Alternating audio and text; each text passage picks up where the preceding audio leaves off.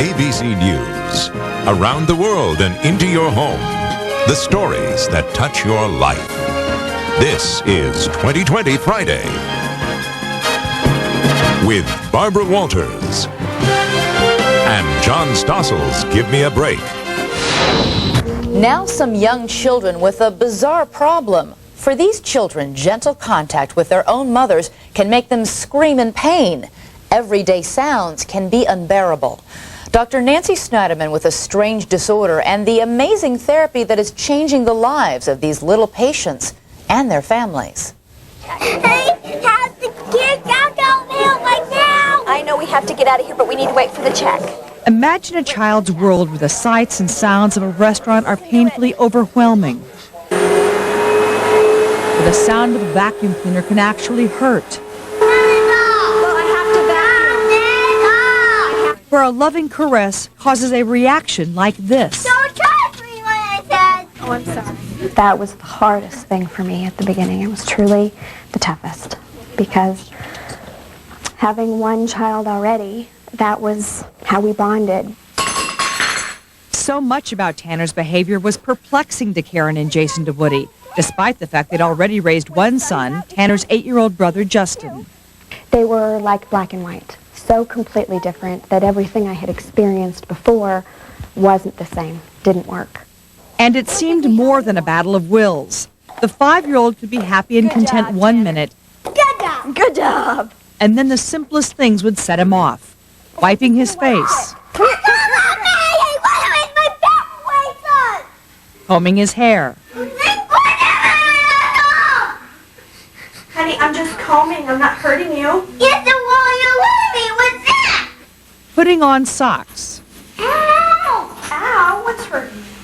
You! Okay, there. I want it in that! You want it like that? Yes. When he yells, he yells. Oh, yes, he does. And it's loud, and it's strong, and it's right to you.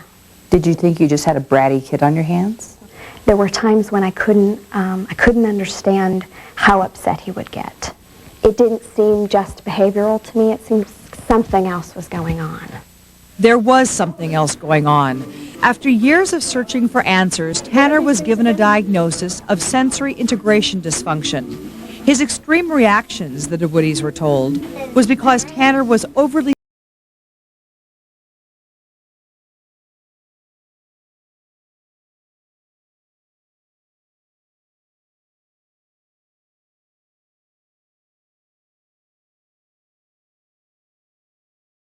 on sensory dysfunction at Denver Children's Hospital, where Tanner was diagnosed.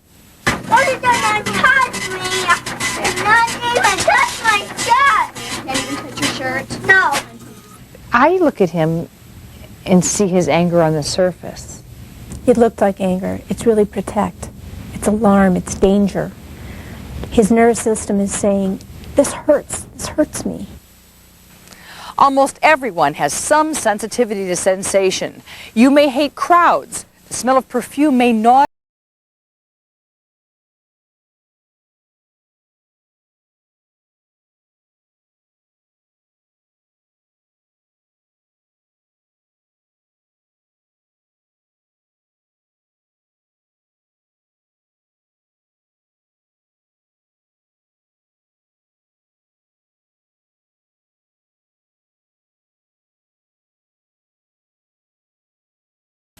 This is a spaceship. This is the spaceship.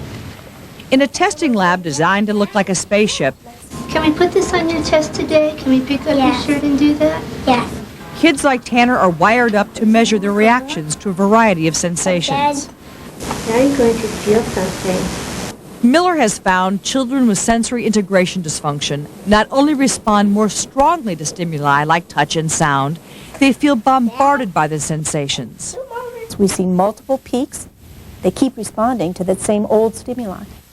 People who integrate or process sensation normally respond at first and then get used to it as it becomes part of the background. When you and I are sitting here, it's easy for me to just focus on you. Right. If I stop for a second, I see lights, there are people around us, I can hear sound in the background. I'm aware, but it doesn't bug me. does that mean that I can integrate normally? That's what it means. You have a mechanism in your brain that automatically screens out things you don't need to know about. Tanner's brain doesn't screen out sensation that way, and his head and feet are extremely sensitive to touch. Suddenly, his behavior makes sense to the DeWitties.